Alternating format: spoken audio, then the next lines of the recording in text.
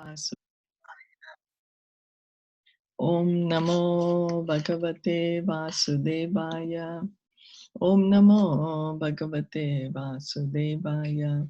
Narayanam Namaskritya Naram Chaiva Narottamam Devim Saraswatim Vyasam Tato Jayam Udirayet. Nashta Prayeshu Abhadreshu Nityam Bhagavata Sevaya Bhagavate Uttama Shloke Bhaktir Bhavati Neshtike. Om Jnana Timirandasya Gyananjana Shalakaya Chakshur Unmilitam Yena Tasmai Shri Guruve Namaha Sri Chaitanya Manobhistam Sthapitam Yena Bhutale Swayam Rupa Kadamayam Dadati Swapadantikam Vandeham Shri Guru Shri Yuta Padakamalam Shri Gurun Vaishnavamscha Shri Rupam Sagrajatam Sahagana Raghunathanvitam Tam Sajivam Sadvaitam Savadutam Parijana Sahitam Krishna Chaitanya Devam Shri Radha Krishna Padan Sahagana Lalita Shri Vishakhanvitamscha He Krishna Karuna Sindhu Dinabandho Jagatpate Gopesha Gopika Kanta Radha Kanta Namostute Tapta Kanchana Gaurangi Radhe Vrindavaneshwari Vrishabhanu Sute Devi Pranamami Hari Priye Nama Om Vishnu Padaya Krishna Prishtaya Bhutale Srimate Bhaktivedanta Swamin Iti Namine Namaste Saraswati Deve Gauravani Pracharine Nirviseshasha Shunyavadi Paschatya Deshatarine Vanchakalpa Tarubhyascha Kripa Sindhu Bhaevacha Patitanam Pavanebhyo Vaishnavebhyo Namo Namaha Jai Sri Krishna Chaitanya Prabhu Nityananda Shri Advaita Gadadhara Shri Vasadi Gaura Bhakta Vrinda Hare Krishna Krishna Krishna Hare Hare Hare Rama Rama Rama Hare Hare.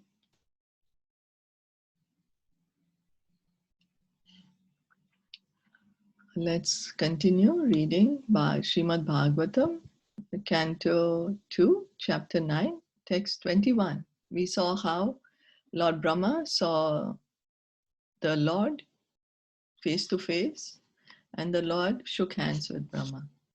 So, reading on.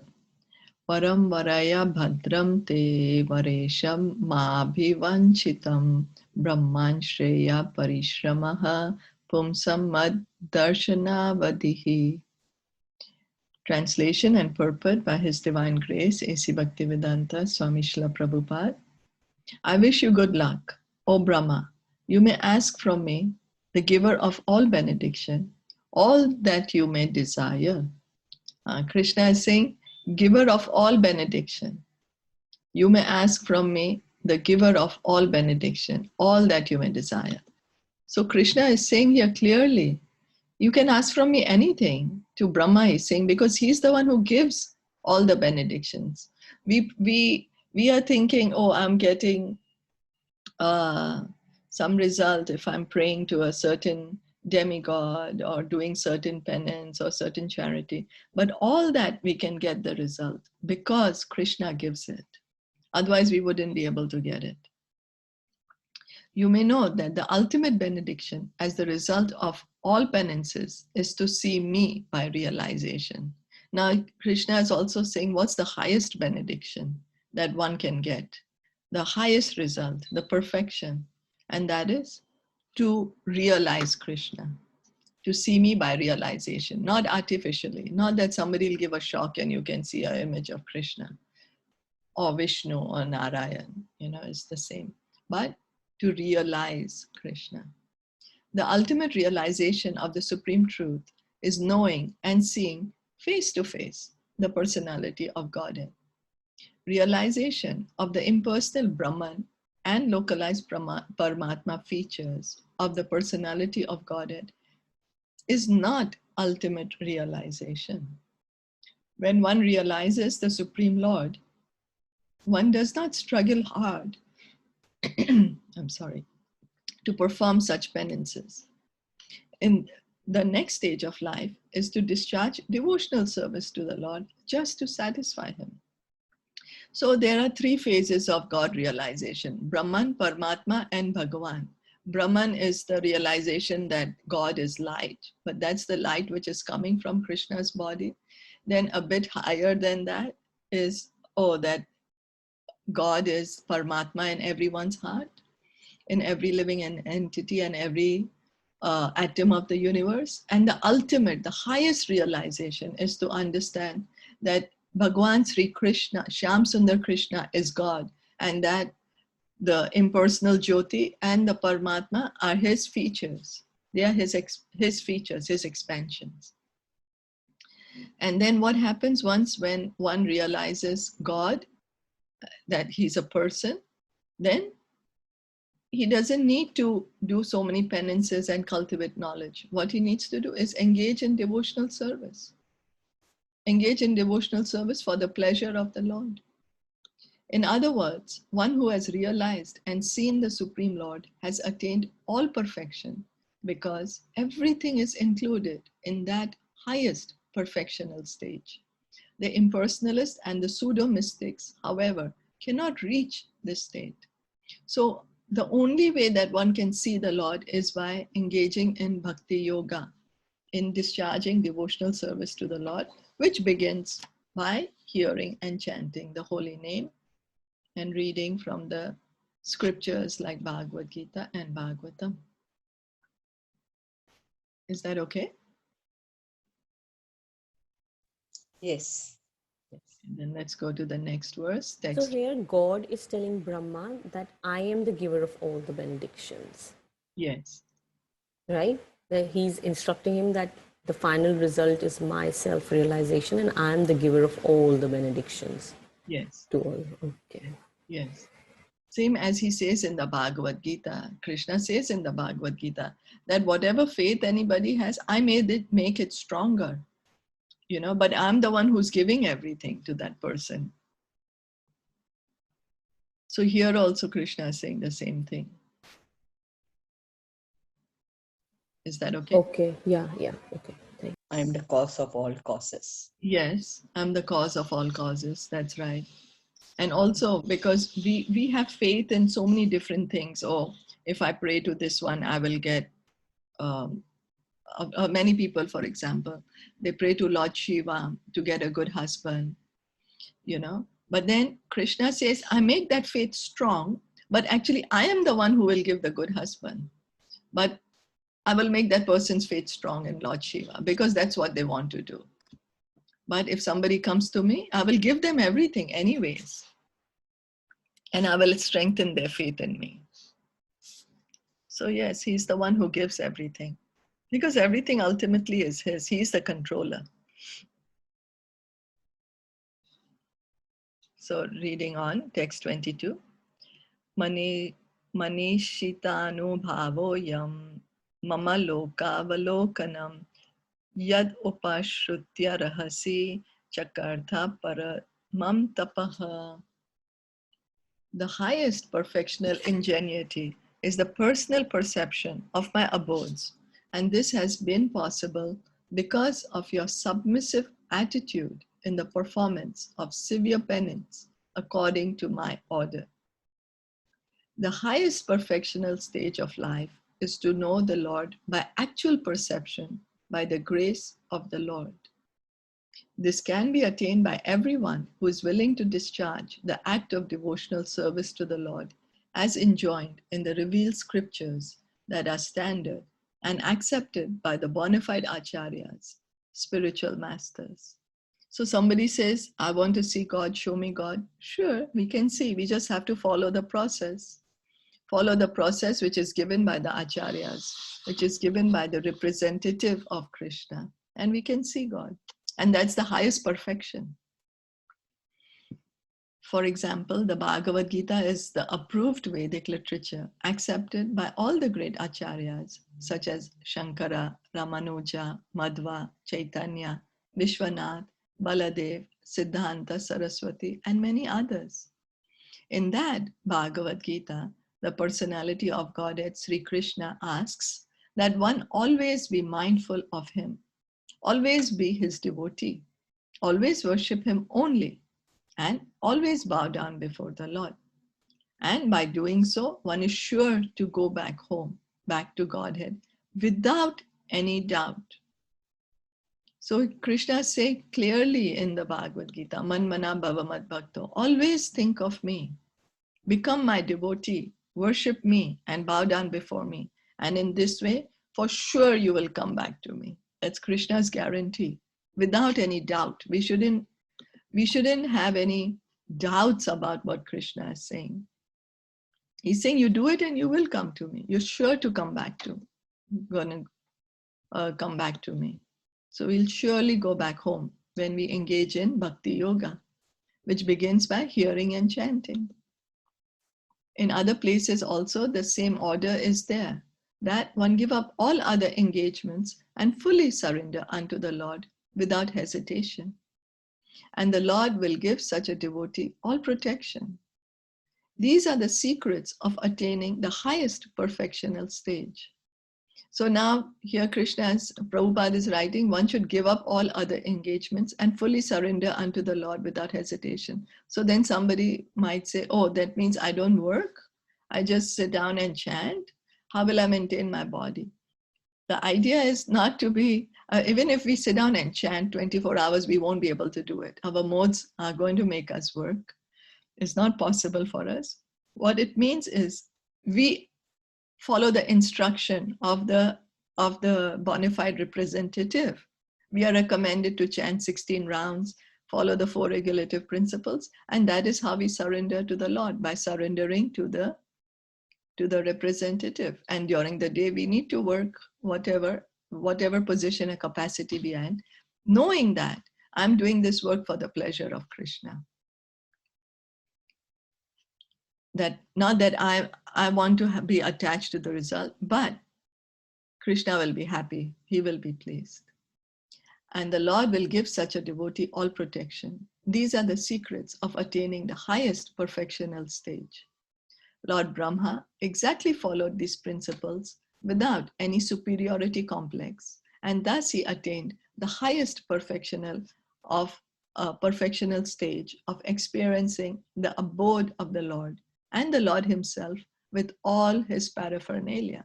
So Brahmaji followed the process. He followed the instructions of Krishna. He engaged in bhakti yoga, in devotional service, without thinking that, oh, I'm Lord Brahma, I'm the creator or anything. No. And then by following, he saw the Lord. He saw Vaikuntha Lok, he saw Goloka Vrindavan, and he saw all the other inhabitants of Vrindavan, and also of the other Vaikuntha planets. Impersonal realization of the effulgence of the Lord's body is not the highest perfectional stage, nor is the stage of Paramatma realization. The word Manishita is significant. Everyone is falsely or factually proud of his so-called learning. But the Lord says that the highest perfectional stage of learning is to know him and his abode, devoid of all illusion. So there are, as we say, there are various 3 stages of God realization, Brahman, Paramatma, and Bhagavan. But the highest is the Bhagavan realization, knowing Krishna as the Supreme Lord, as a person. Now we are all so proud that I know this, I know that, I have this knowledge, I have this degree, I have this undergrad and this master's or PhD. But what is Krishna saying? That the highest knowledge, what's the highest knowledge? Is to know him, to know him, to know the spiritual world, which is, there is no illusion there. That's the fact, that's the reality. Is that okay? Yes. Going on to text 23. Pratyadishtam maya tatra tvai karma vimohite tapo me hridayam sakshad atmaham tapaso anagaha. O sinless Brahma, you may know from me that it was I who first ordered you to undergo penance when you were perplexed in your duty. Such penance is my heart and soul. Therefore, penance and I are non-different. So here the Lord, here Krishna is confirming to Brahma that the voice you heard was me speaking to you. At that time, Brahma, he understood that that's the Lord who's speaking to him and telling him, you do tapa, you do penance. And here the Lord is confirming, yes, I was the one who spoke to you. The penance by which one can see the personality of Godhead face to face is to be understood as devotional service to the Lord and nothing else, because only by discharging devotional service in transcendental love can one approach the Lord.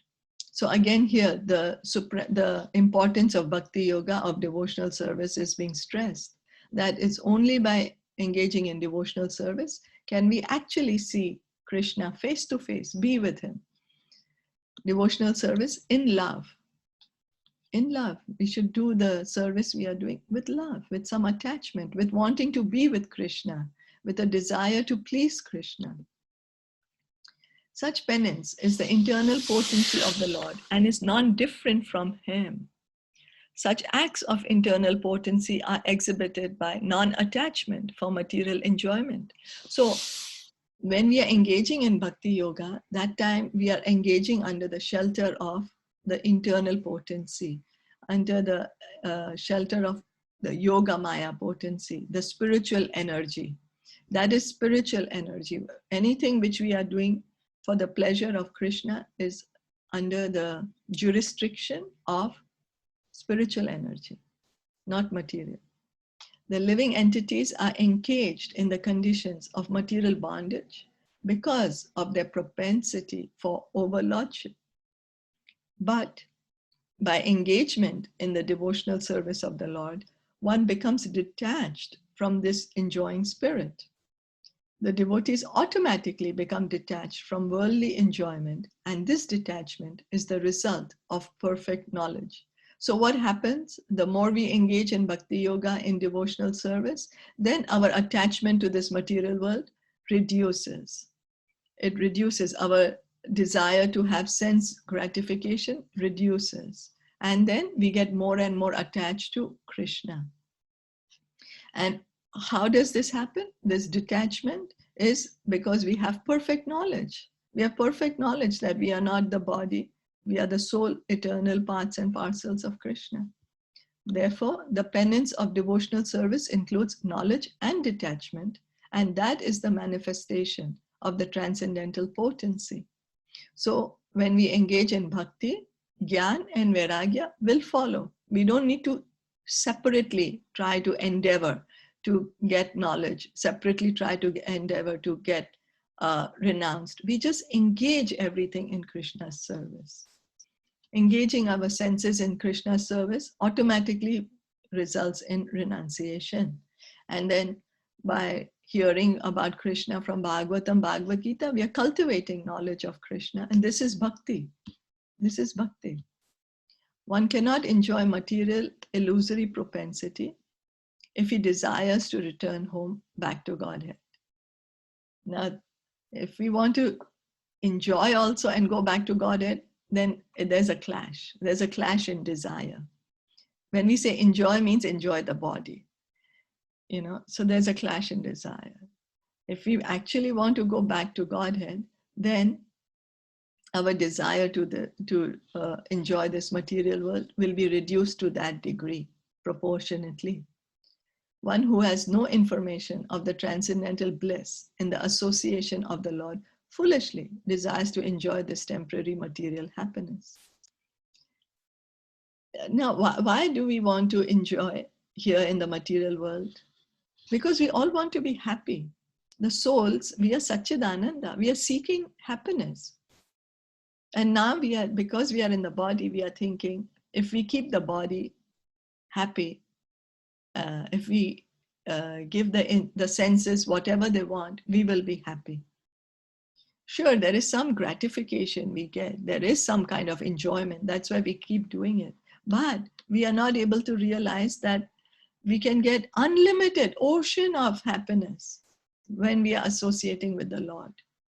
By engaging in devotional service, the happiness that we are getting in the material world by sense enjoyment is just like a drop of the desert. But by engaging in devotional service, it's like an ocean of happiness. In the Caitanya Caritamrta, it is said that if someone sincerely wants to see the Lord and at the same time wants to enjoy this material world, he is considered to be a fool only. One who wants to remain here in the material world for material enjoyment has no business entering into the eternal kingdom of God. The Lord favors such a foolish devotee by snatching all that he may possess in the material world.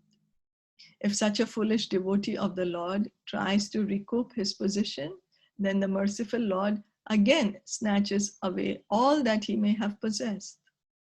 By such repeated failures in material prosperity, he becomes very unpopular with his family members and friends. In the material world, the family members and friends honor persons who are very successful in accumulating wealth by any means. The foolish devotee of the Lord is thus put into forcible penance by the grace of the Lord. And at the end, the devotee becomes perfectly happy, being engaged in the service of the Lord. So there, if someone is really serious, really sincerely wants to go back home, back to the Godhead, but is still attached to this material world, wants to still enjoy, then what does Krishna do? He takes away our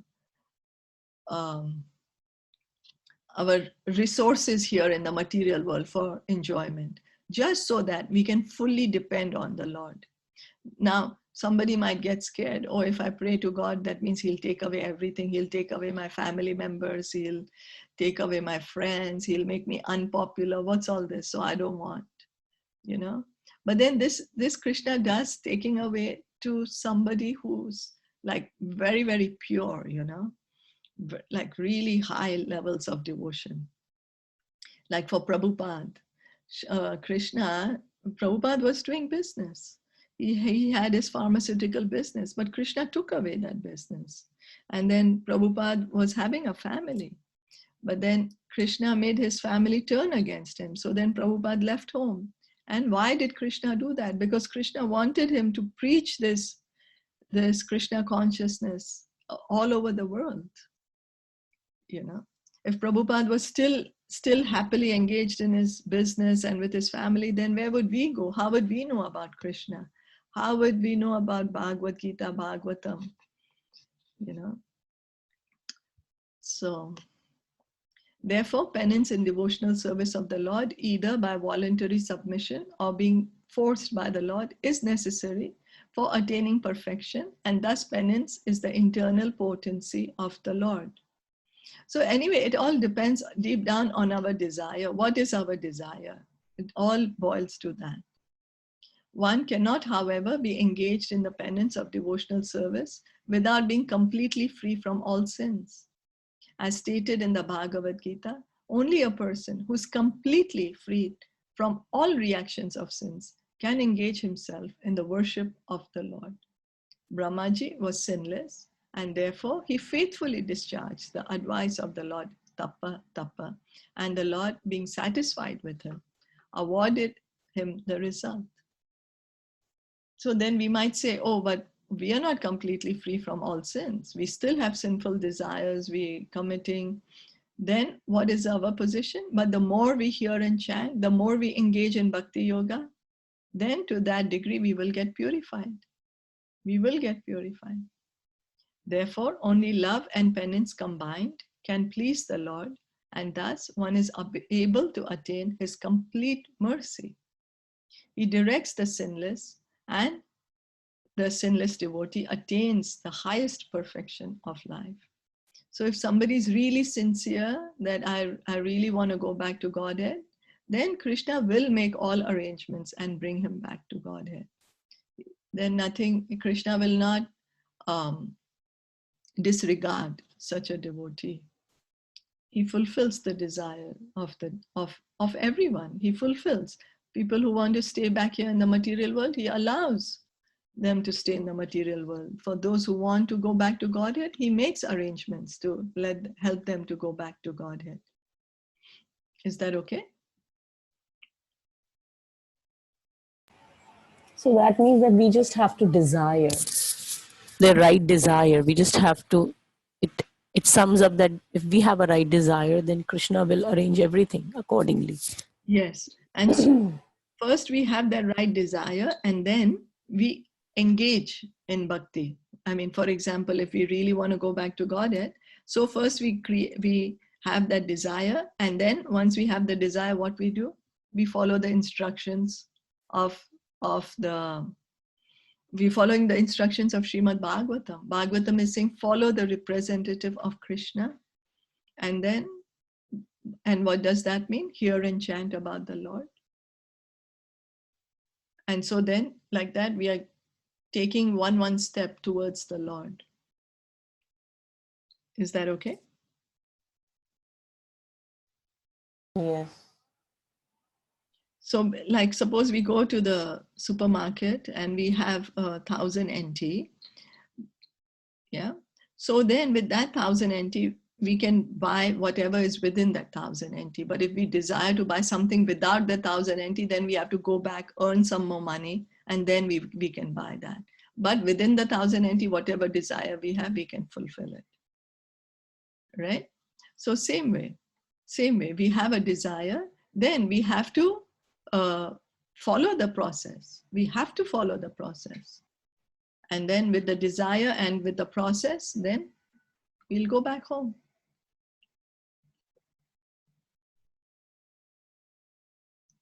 Is that okay? Yes. Okay. Oh, any other comments or questions?